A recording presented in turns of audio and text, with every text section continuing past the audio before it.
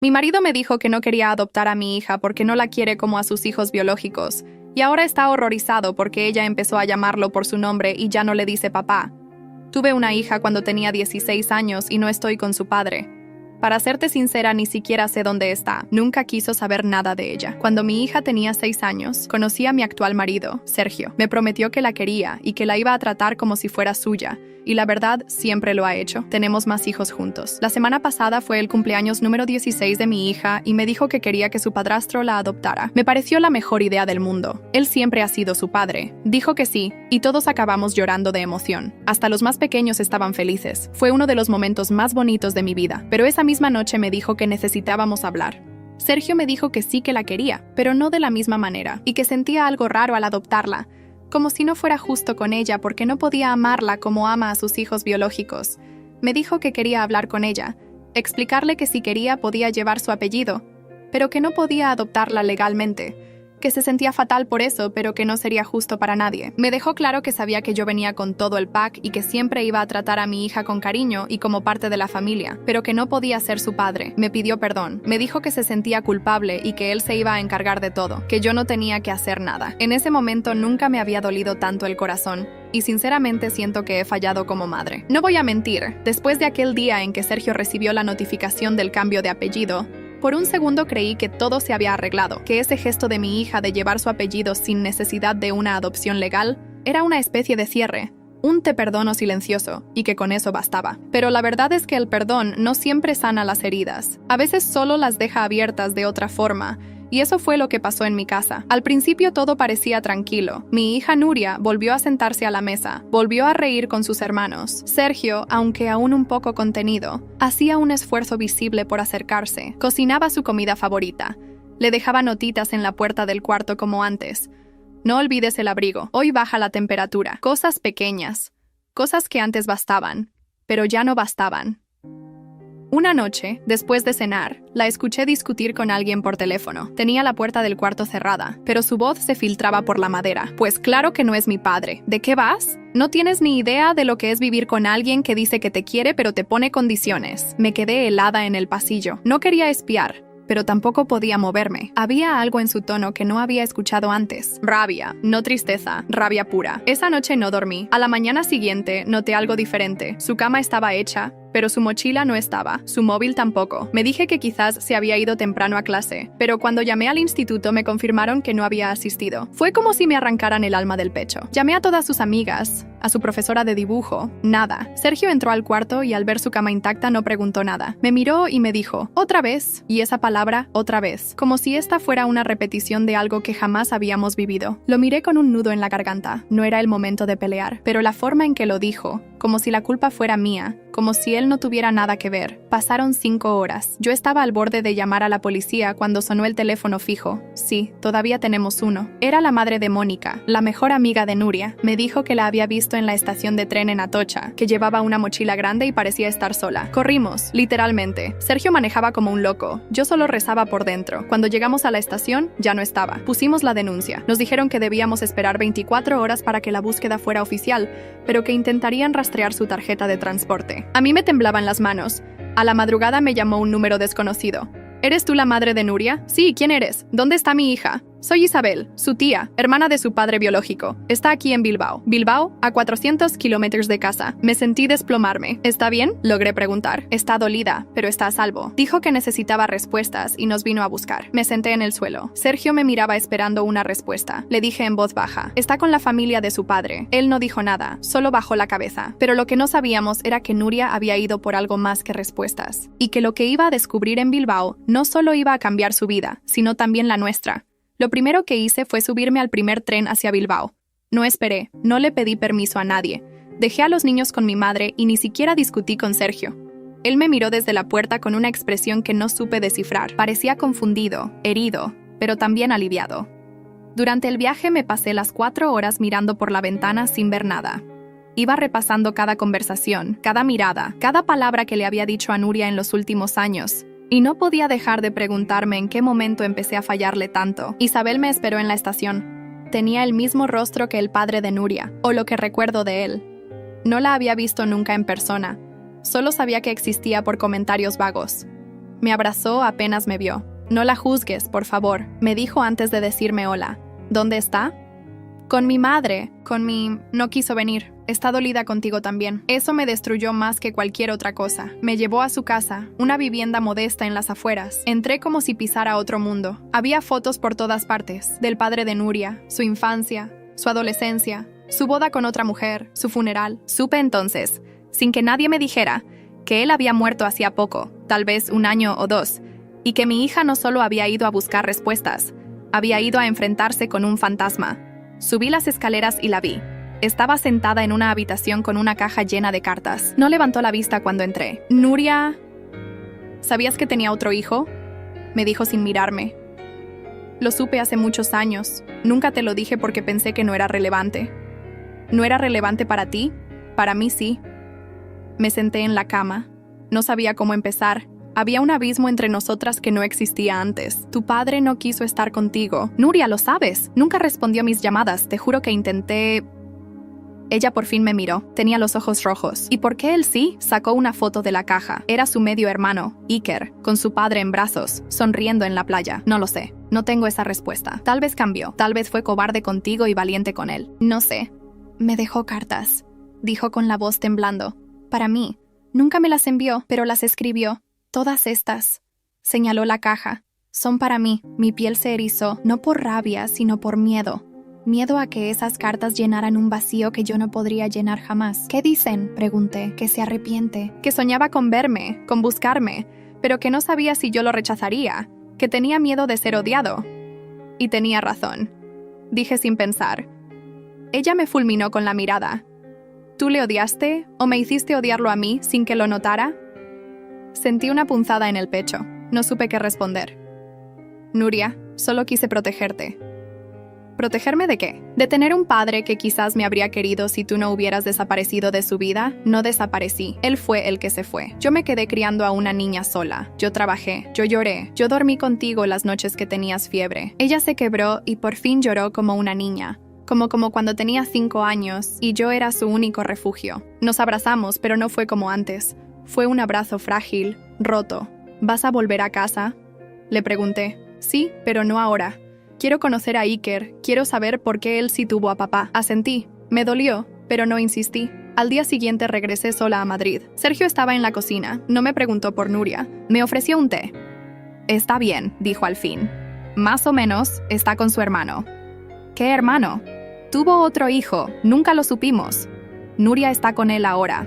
Sergio se quedó en silencio y luego, con una frialdad que nunca había visto en él, murmuró. Quizás ahora sí entienda lo que es no poder dar lo que se espera de ti.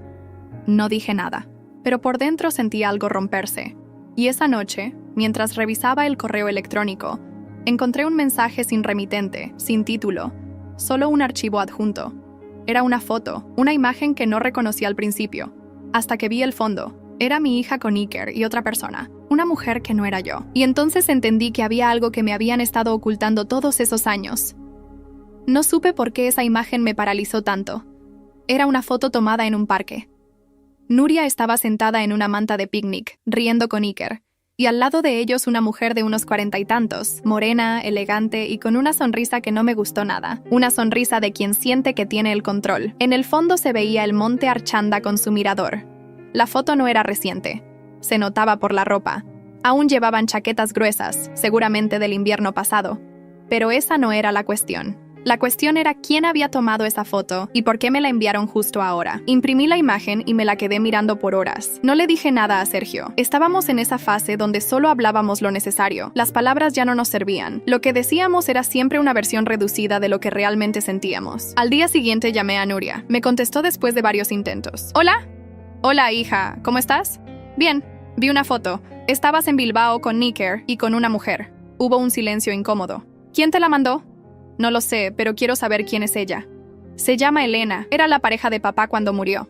Vivieron juntos más de 10 años. ¿Y tú la conocías antes? La conocí hace 3 días. Pero mamá, es que...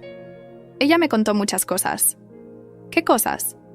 Cosas que tú nunca me contaste. Sentí un frío subirme por la espalda. ¿Cómo qué? Como que papá sí intentó contactarte. Que te escribió, que te buscó en tu antiguo barrio, que te dejó cartas en la puerta de la tienda donde trabajabas, que incluso te mandó dinero, que tú nunca le contestaste, que tú lo alejaste. Me quedé sin aire. No podía creer lo que estaba escuchando.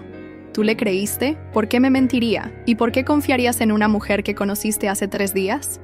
Porque tú has tenido 16 años para contarme la verdad y nunca lo hiciste. La llamada terminó ahí. Ni siquiera colgué. Ella lo hizo. Esa noche me encerré en el baño y lloré como hacía años no lloraba. Pero no de tristeza, de rabia, de impotencia, de no tener cómo demostrar que todo eso era mentira, que yo jamás recibí cartas, que nadie me dejó nada, que nunca supe dónde estaba él. Fui al sótano donde guardo cajas con recuerdos viejos, fotos, libretas, documentos, y encontré algo que no recordaba tener. Una carta sin abrir, con el nombre de mi antigua tienda y con la letra de él. Estaba entre 2 agendas. No sé cómo llegó allí. Temblando, la abrí. No sé si alguna vez vas a leer esto, pero tenía que intentarlo. Si me dejas ver a Nuria, prometo no volver a fallarles. No pido nada, solo quiero conocerla, saber si se parece a mí, si le gusta la música, si se ríe como tú. Me quedé de piedra. Era cierto, él había intentado, al menos una vez. Y entonces, de repente, todo el dolor se transformó en otra cosa. Furia contra mí misma por no haber buscado más, por no haber insistido, por haberme convencido de que él jamás aparecería. Y contra Elena, porque ella estaba alimentando algo más que una historia. Estaba metiéndose en la mente de mi hija, reescribiendo nuestro pasado, pintándome como la villana, ganándose su confianza. No iba a permitirlo. Al día siguiente tomé un tren a Bilbao. No se lo dije a nadie, ni a Sergio, ni a Nuria, ni a mi madre, nada. Fui sola con la carta en el bolso. Llegué al mediodía. Toqué el timbre de la casa de Isabel. Me abrió Iker. Tú eres... Soy la madre de Nuria. ¿Está Elena aquí? Él dudó. Luego, sin decir nada, me hizo pasar. Allí estaba ella, sentada en el sofá, como si ya supiera que iba a llegar, como si estuviera esperando esta escena. Sabía que vendrías, dijo, como si fuéramos viejas conocidas. Entonces no pierdas el tiempo. Dime, ¿por qué estás envenenando a mi hija? ¿Envenenarla? Solo le dije la verdad, algo que tú te encargaste de esconder. ¿Y por qué ahora? ¿Por qué justo cuando Nuria decide aceptar a su padrastro? Ella sonrió. Porque Sergio no es su padre, nunca lo fue, pero Álvaro sí lo fue y su hija merece saberlo todo, con detalles. ¿Y quién eres tú para decidir eso? ¿Alguien que la quiere? ¿Alguien que no la ha mentido durante años? La discusión subió de tono. Nuria bajó corriendo las escaleras. ¿Qué estáis haciendo? Estoy defendiendo lo que es mío, grité sin pensar. ¿Qué es tuyo? ¿Yo soy tuya? Se hizo un silencio horrible. Me miró con los ojos llenos de odio. No me llames más, no me busques, no me sigas. Salí de esa casa sabiendo que la había perdido, pero al llegar a casa encontré a Sergio con una caja en la mano, su maleta. ¿Tú también?, le pregunté. No puedo seguir aquí. Esto ya no es una familia, es una guerra. ¿Y a dónde vas? A Valencia. Mi hermano me ofreció trabajo allá. Necesito aire. Se fue, así, sin más. Y en ese momento supe que algo muy grave había comenzado y no iba a poder pararlo sola. La casa se volvió un desierto en menos de una semana. Primero Nuria, luego Sergio y los niños. Ellos no entendían nada. Empezaron a hacer preguntas a las que no podía dar respuesta. ¿Dónde está papá?, preguntó Julia, la más pequeña, una noche mientras le lavaba el pelo. ¿Está trabajando en otra ciudad?, dije, intentando sonar natural. ¿Y Nuria?, preguntó Mateo, más serio. ¿Va a volver? ¿Cuándo? No lo sé. No lo sabía. Ni siquiera sabía si quería que volviera. Los días siguientes pasé en piloto automático. Me levantaba, preparaba desayunos, los llevaba al colegio, iba al trabajo, sonreía a los clientes, pero por dentro era solo una cáscara, una sombra. Hasta que una tarde, mientras estaba preparando la cena, sonó el timbre. Pensé que era mi madre, como hacía a veces, para traer algo del mercado. Pero no, era Iker, solo, con una mochila colgando del hombro y una expresión de tormenta en la cara. ¿Puedo pasar?, asentí sin entender qué estaba pasando. Se sentó en la cocina como si conociera cada rincón, como si hubiera vivido aquí. He discutido con Elena, dijo directo. Me fui. ¿Por qué? Porque miente. Me apoyé en la encimera, confundida. ¿Miente sobre qué? Sobre todo. Sobre tu relación con mi padre, sobre las cartas, sobre las razones por las que no se contactó contigo. Usó esas cartas para hacer que Nuria se quedara con ella. Pero yo empecé a revisar las fechas, los sellos, los detalles, y encontré inconsistencias. ¿Qué tipo de inconsistencias? Mi padre estaba en Londres en 2013, y una de las cartas supuestamente enviadas desde Bilbao estaba fechada ese mismo año. El mismo contenido escrito con otra letra, como si alguien la hubiese reescrito. Sentí un nudo en el estómago. ¿Estás diciendo que las cartas son falsas? Algunas, no todas, pero sí las que tienen más peso emocional, las que hacen parecer que tú lo alejaste. Empecé a sospechar cuando Elena me prohibió mostrarle a Nuria unos correos que papá le envió a otra mujer mientras vivía con ella. Me senté. No podía procesarlo todo. ¿Por qué haría eso? Porque Elena está obsesionada con controlar cómo lo recordamos y con hacer que Nuria odie todo lo que no tenga que ver con su versión de la historia. ¿Y tú por qué estás aquí? Iker bajó la mirada. Porque soy su hermano. Porque vi cómo Nuria empezó a cambiar, a encerrarse, a desconfiar de todos, incluso de mí. Y porque tú eres su madre y ella te está olvidando poco a poco. Las palabras me atravesaron. Iker tenía solo 17 años, pero hablaba con una madurez que ni muchos adultos. ¿Dónde está ahora? Se fue a casa de una amiga de Elena en San Sebastián. Dice que necesita pensar. ¿Y tú crees que va a volver? No si no haces algo. No si te quedas aquí esperando. Esa noche le preparé una habitación. Iker se quedó en casa como si siempre hubiera sido parte de la familia. Conectó enseguida con los pequeños. Les enseñó a hacer figuras con servilletas en la cena y les leyó cuentos. Y yo sentí algo que no sabía que necesitaba. Apoyo. Alguien que entendiera el lío en el que estábamos todos. Pero la tranquilidad duró poco. A los 2 días llegó un sobre a nombre de Sergio. No era una carta. Era una notificación legal. Lo abrí por instinto. Me temblaban las manos.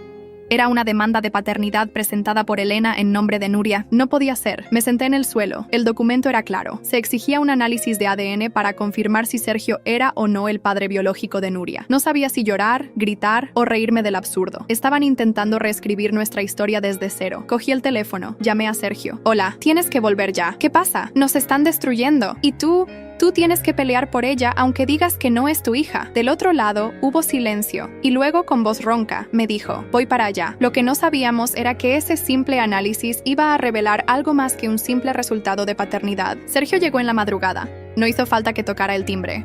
Entró con su llave, como si nunca se hubiera ido.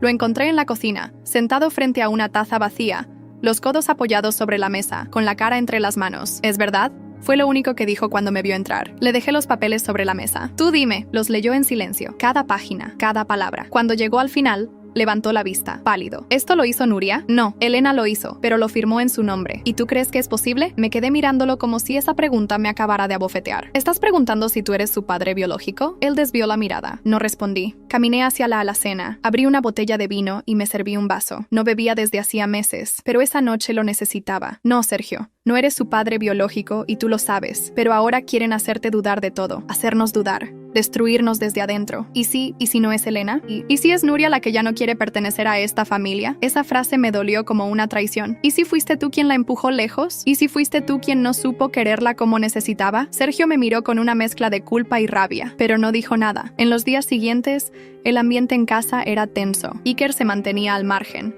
Ayudaba con los niños. Intentaba ser amable. Pero yo notaba en su mirada una ansiedad contenida, como si esperara que algo estallara en cualquier momento. El día del análisis llegó. Nos citaron en una clínica del centro. Nuria no fue, solo Sergio. El proceso fue rápido. Frío, un hisopo, un formulario, una firma. No cruzamos palabra en el camino. Solo al salir me miró y dijo, si el resultado dice que soy el padre, ¿qué vas a hacer? No lo eres. ¿Y si lo soy? Entonces el mundo sería aún más retorcido de lo que pensé. Tardaron 5 días en enviar los resultados. 5 días que se sintieron como una eternidad. 5 días en los que empecé a recordar cada momento de mi embarazo, cada rostro, cada posibilidad. Y entonces llegó el correo. Resultado. 99% de incompatibilidad genética. Sergio no es el padre. Sentí alivio, pero también una sombra se instaló en mí, porque junto con ese resultado venía otro documento que no esperábamos, algo que nadie había pedido, un segundo análisis, uno que comparaba el ADN de Nuria con el de otra muestra, una muestra registrada en el sistema con el nombre de Isabel Rodríguez Moreno, la hermana del padre biológico. El documento decía que había una coincidencia genética parcial insuficiente, es decir, Isabel no era la tía biológica de Nuria. Cogí el teléfono y llamé a Iker. ¿Estás en casa? Sí, ¿por qué? Necesito que me acompañes a Bilbao ahora. ¿Qué pasa? Necesito hablar con Elena, y esta vez no me voy sin respuestas. En el camino le conté todo a Iker, el resultado del ADN, la incongruencia genética, que la mujer que decía ser hermana del padre tal vez no lo era. Él se quedó callado largo rato. Entonces, ¿tú crees que ella mintió también sobre eso? No lo creo, estoy segura. Llegamos a la casa de Elena al anochecer. Tocamos la puerta con fuerza. Nos abrió con cara de sorpresa. ¿Otra vez aquí? Le mostré el papel en la cara. ¿Quién eres realmente, Elena? Ella no respondió. Se cruzó de brazos. ¿Quién eres tú para venir a mi casa a interrogarme? Soy la madre de Nuria y tú estás manipulando a mi hija con mentiras. Ni siquiera eres quien dices ser. Iker entró detrás de mí. Elena retrocedió un paso al verlo. Elena «Elena, ¿es cierto?», preguntó él. Ella bajó la vista. El silencio fue la confirmación más fuerte que podíamos recibir. «Tu padre no era el hombre que tú crees, ni tú eres su hijo». La bomba cayó como un rayo. «¿Qué estás diciendo?», balbuceó Iker. «Te lo iba a contar cuando fueras mayor. Álvaro te crió como suyo, pero no era tu padre». La habitación giró. Iker se dejó caer en el sofá con la cara blanca. ¿Y Nuria tampoco? ¿Álvaro no era su padre biológico? No. ¿Entonces quién? Elena levantó la vista y por primera vez la vi temblar. «No lo sé. Nunca lo supimos. Ni él ni yo. Él se quedó contigo, con nosotros. Pero siempre tuvo dudas. Con Nuria también». «¿Y por qué inventaste todo esto?», grité. «¿Por qué mentiste? ¿Por qué usaste las cartas?». «Porque necesitaba que alguien lo recordara como un buen hombre. Que no se fuera sin haber dejado una historia.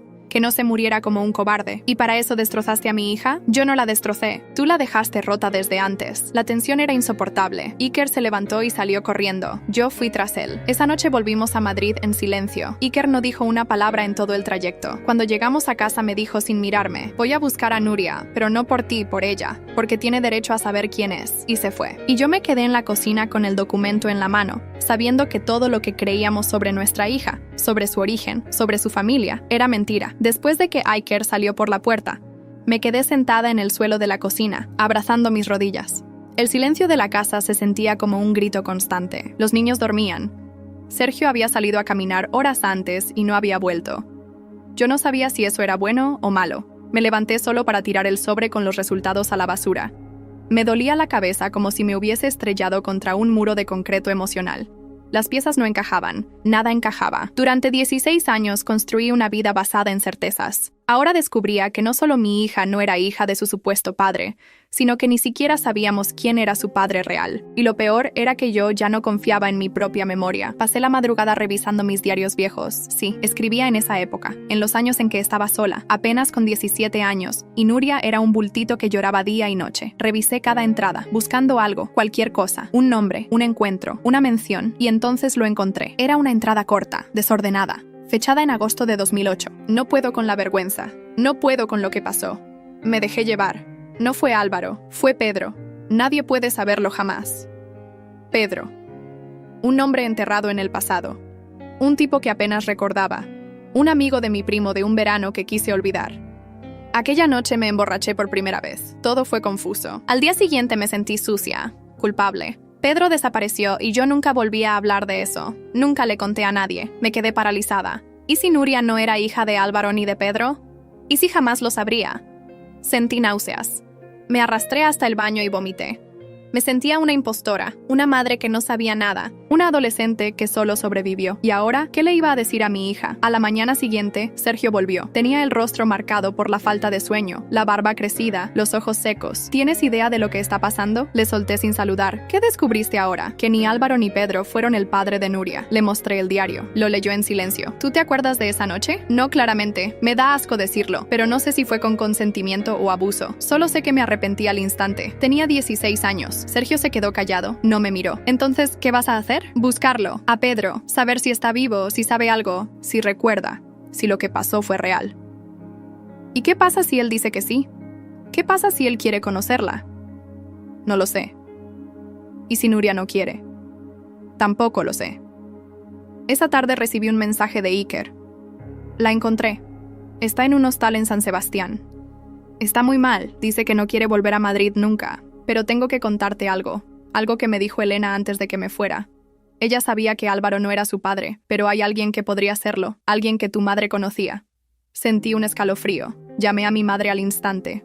Mamá, ¿tú recuerdas a Pedro? Un amigo de Juan, mi primo, de cuando tenía 16. Silencio. Mamá, sí, lo recuerdo. Su voz cambió, más grave. ¿Qué sabes de él? Sabía que no deberías haber estado cerca de él, por eso lo alejé. Hablé con Juan, le dije que lo sacara de tu vida. Nunca te lo dije porque pensé que había pasado algo que no debías recordar. ¿Qué pasó esa noche? Tú volviste sola, rota, con la ropa desordenada. No quise preguntarte. Fui cobarde. Pensé que si no lo nombrábamos no dolería. Me senté en el suelo. Mamá, ¿y si él es el padre de Nuria? Entonces tendrás que enfrentarte a eso. Y Nuria también. Colgué. Respiraba como si me ahogara. Esa misma noche decidí que no podía esperar más. Fui hasta San Sebastián. Iker me mandó la dirección exacta del hostal. Toqué la puerta de su habitación. Nuria abrió. Estaba ojerosa, demacrada, pero aún así hermosa, con ese brillo en los ojos que me recordaba al mío cuando tenía su edad. ¿Qué haces aquí? Vengo a decirte la verdad, toda, por primera vez. Me dejó entrar. Cerró la puerta. Nos sentamos una frente a la otra y le conté todo. Sobre Pedro, sobre aquella noche, sobre la carta en el diario, sobre el ADN, sobre que ni yo sé quién fue su padre y que quizás nunca lo sepa. Ella me escuchó en silencio, sin interrumpirme, y cuando terminé, dijo, gracias por no mentirme. ¿Me odias? No, pero necesito saber quién soy. Necesito buscar, aunque no me guste lo que encuentre. ¿Y quieres que te acompañe? No, quiero hacerlo sola. Pero cuando sepa quién soy, quiero volver, si todavía me queréis. Siempre te vamos a querer. Nos abrazamos, lloramos.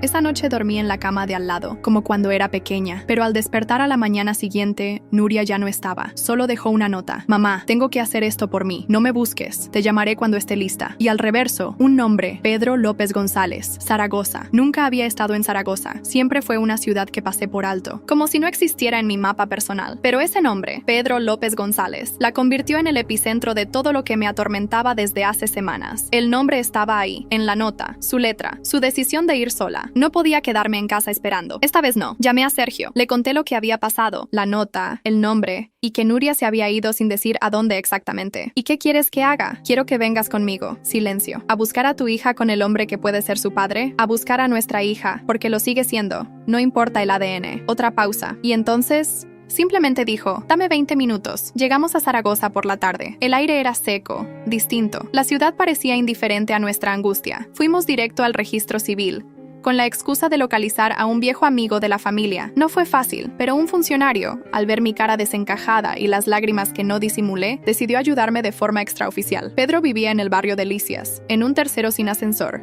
con persianas verdes y el nombre López escrito con cinta adhesiva en el timbre. Tocamos. Pasaron segundos eternos hasta que una voz masculina, cansada, preguntó, ¿sí? Pedro, soy Marina Moreno. Silencio. Luego se escucharon pasos lentos. La puerta se abrió con un chirrido. Ahí estaba él. Casi no lo reconocí. Tenía el pelo ralo, una cicatriz en la ceja izquierda y una panza cervecera que no combinaba con la imagen que tenía en mi cabeza. Pero sus ojos eran exactamente los mismos. Oscuros, vacíos. Tú, necesito hablar contigo. Es importante. Es sobre algo que pasó hace 17 años. Sergio estaba detrás de mí, sin decir palabra. Pedro miró de uno a otro, sospechando. Pasad. El piso olía cerrado, a tabaco viejo. Había revistas deportivas y una camiseta del Zaragoza colgada en la silla del comedor. Nos sentamos.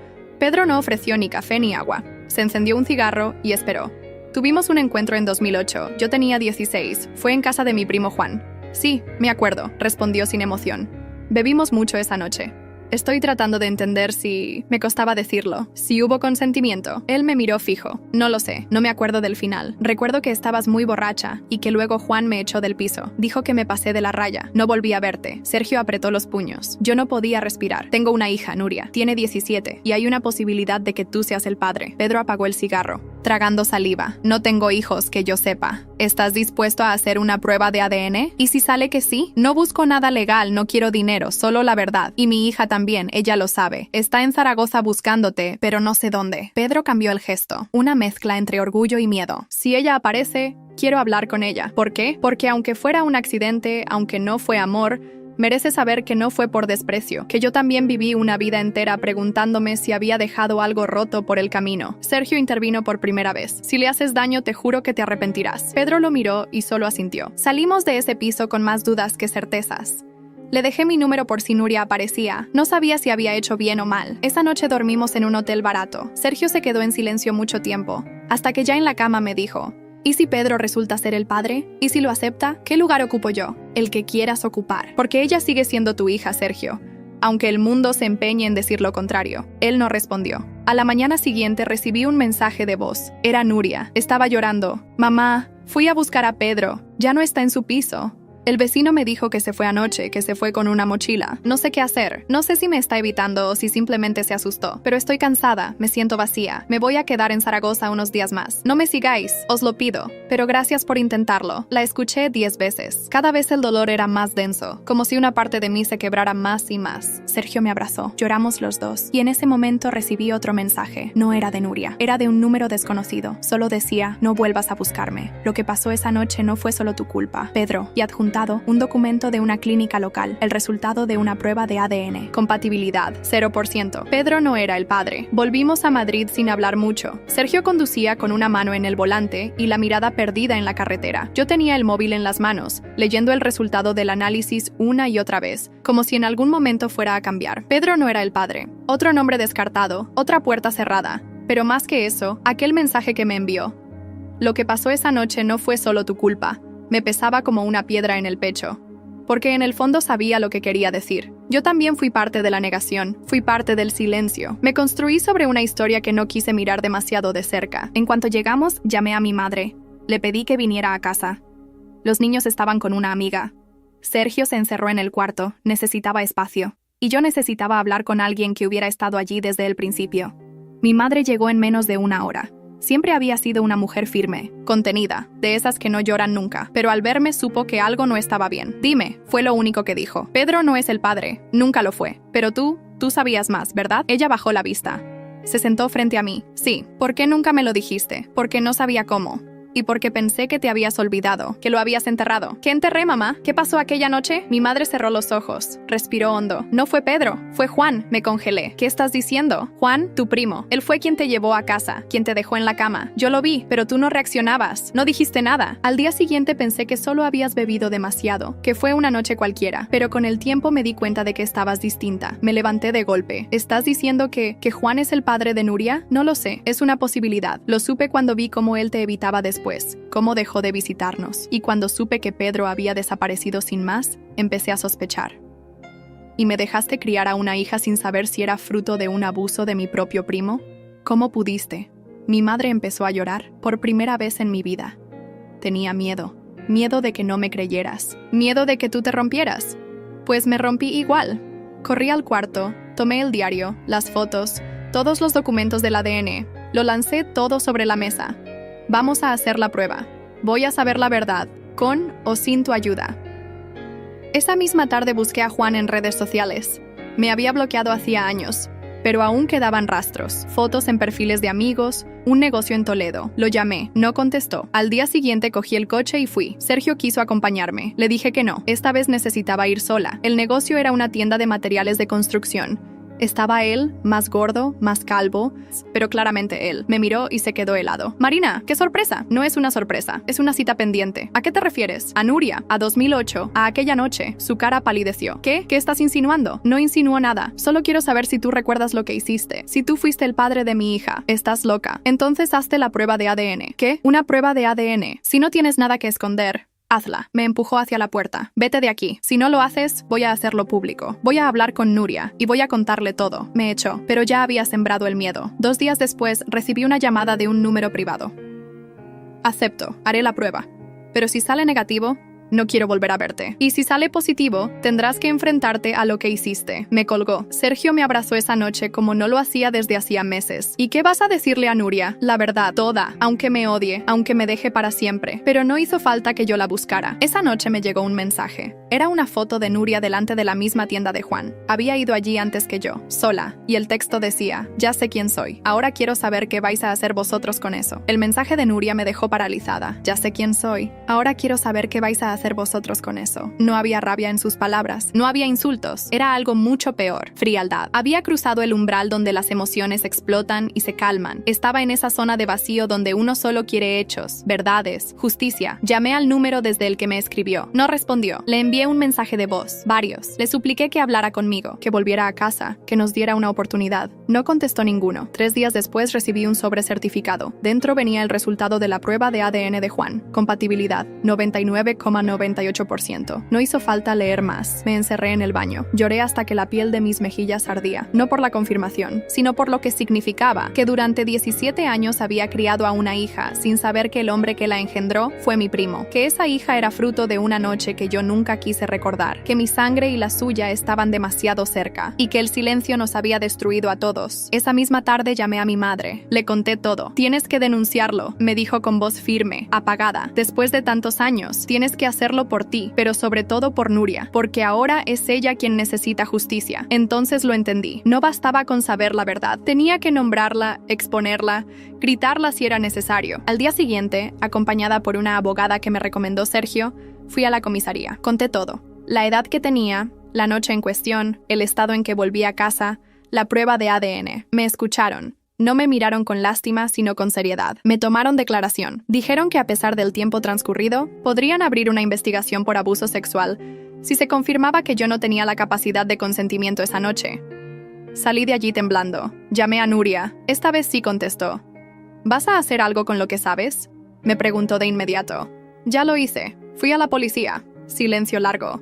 Y luego una respiración quebrada al otro lado. Gracias. ¿Dónde estás? En casa de Iker. Volví a Madrid hace 2 días. No sabía si llamarte. Ven a casa. No, aún no. Pero quiero que sepas que te escuché, que leí todo lo que me escribiste. ¿Y cómo te sientes? Vacía, pero viva. No supe qué decir. Me agarré fuerte a la mesa, como si el suelo fuera a desaparecer. Esa misma noche, Juan desapareció. Su tienda cerró. Su teléfono dejó de funcionar. La policía fue a buscarlo a su domicilio habitual, pero no estaba. Se había fugado. Yo no me lo esperaba. Ni Sergio, ni Nuria. Durante días, los medios locales hablaron de un caso resucitado del pasado. Una denuncia por abuso de hace más de 17 años. Una posible paternidad forzada. La historia salió en un par de noticieros. No mencionaron nombres, pero quienes nos conocían lo sabían todo. Recibí mensajes de antiguos compañeros de instituto, de amigas que no veía desde hacía años. Algunas me creyeron, otras dudaron. Y eso fue lo más difícil. Darte cuenta de que incluso tu dolor puede ser cuestionado. Sergio estuvo a mi lado todos los días. Llevaba a los niños al colegio. Me hacía té por las noches, me abrazaba cuando no podía dormir. Él también cambió. Ya no era el hombre que dudaba del vínculo con Nuria. Ahora era el que la defendía como un león. Una noche me dijo, sé que no soy su padre de sangre, pero quiero ser quien le demuestre que los hombres no tienen por qué romperla. Y cumplió su palabra. Un domingo, Nuria vino a casa. Se quedó en la puerta del jardín, mirando la casa con nostalgia. Yo salí. Nos abrazamos sin decir nada. Después ella entró, saludó a sus hermanos, le dio un beso en la mejilla a Sergio. Se sentó con nosotros a cenar, y antes de que se hiciera tarde, sacó una hoja de su mochila. He escrito mi declaración. Quiero que la policía sepa lo que descubrí. No solo lo que tú viviste, también lo que viví yo intentando saber de dónde vengo. ¿Estás segura? Sí. Ya no quiero que nadie más me defina, ni el silencio, ni la duda. Esa noche, mientras recogíamos la mesa, Sergio se acercó a mí y me dijo al oído, nuestra hija volvió. Asentí. Pero dentro de mí sentía que aún faltaba algo importante. 2 semanas después nos llamaron de la policía. Habían encontrado a Juan, detenido en la frontera con Francia. Y entonces me di cuenta de que la historia estaba a punto de cerrarse, o de explotar de nuevo. Cuando me llamaron de la policía para decirme que Juan había sido detenido en la frontera con Francia, sentí que se me soltó el aire del cuerpo. No fue alivio. Fue algo más amargo, como si el pasado por fin se hubiera rendido. El proceso judicial comenzó rápido. La prueba de ADN, mi declaración y luego la de Nuria fueron elementos suficientes para iniciar una investigación formal. El cargo era claro: abuso sexual de una menor de edad. Lo que no era tan claro era cuánto tiempo tardaría en obtenerse justicia. Durante esos meses vivíamos entre silencios y sobresaltos. Nuria volvió a casa, pero no era la misma. Había crecido de golpe. Ya no era la adolescente que creía en cuentos de familia feliz. Era una mujer joven con cicatrices, pero también con una determinación que a veces me dejaba sin palabras. No voy a dejar que esto me defina, me dijo una noche mientras repasaba con su abogada cada detalle de su declaración. Pero tampoco voy a fingir que no pasó. Sergio, por su parte, se convirtió en el padre que Nuria necesitaba desde el principio. Nunca más habló de amor diferente, nunca más puso condiciones. Solo estaba, le ayudaba con los trámites, la llevaba a las citas, le preparaba el desayuno antes de las audiencias. Iker decidió quedarse en Madrid, terminó el bachillerato allí y se instaló con una beca en la universidad. Él y Nuria seguían siendo inseparables, compartían más que un apellido, compartían la historia de haber tenido que reconstruirse desde lo roto. Una tarde Nuria me pidió hablar. Quiero cambiarme el apellido. Quiero quitarme el de Juan, no quiero llevar su nombre, pero tampoco quiero el de alguien que no es mi padre biológico. ¿Y qué quieres llevar? El tuyo, solo el tuyo, porque tú me criaste, tú estuviste. Y si alguien merece darme un nombre, eres tú. Me costó no llorar, solo la abracé. Ese cambio de apellido fue más simbólico que legal. Fue una forma de tomar el control de su identidad, de decirle al mundo, soy lo que decido ser, no lo que me hicieron. Durante el juicio, Juan intentó defenderse. Alegó que todo había sido confuso, que yo nunca lo acusé antes, que habían pasado muchos años. Pero el juez fue claro. El paso del tiempo no anula un crimen. El ADN no miente. Y las consecuencias emocionales no prescriben. Fue condenado a 8 años de prisión. La sentencia nos dejó en silencio. No fue un festejo. Fue más bien una liberación tranquila, una rendija de paz. Un año después, Nuria cumplió 18. Organizamos una cena en casa. Vinieron amigos, profesores, vecinos. Iker preparó una presentación con fotos desde que era pequeña. Sergio brindó por ella como un padre orgulloso. Y al final de la noche, Nuria se levantó con una copa en la mano.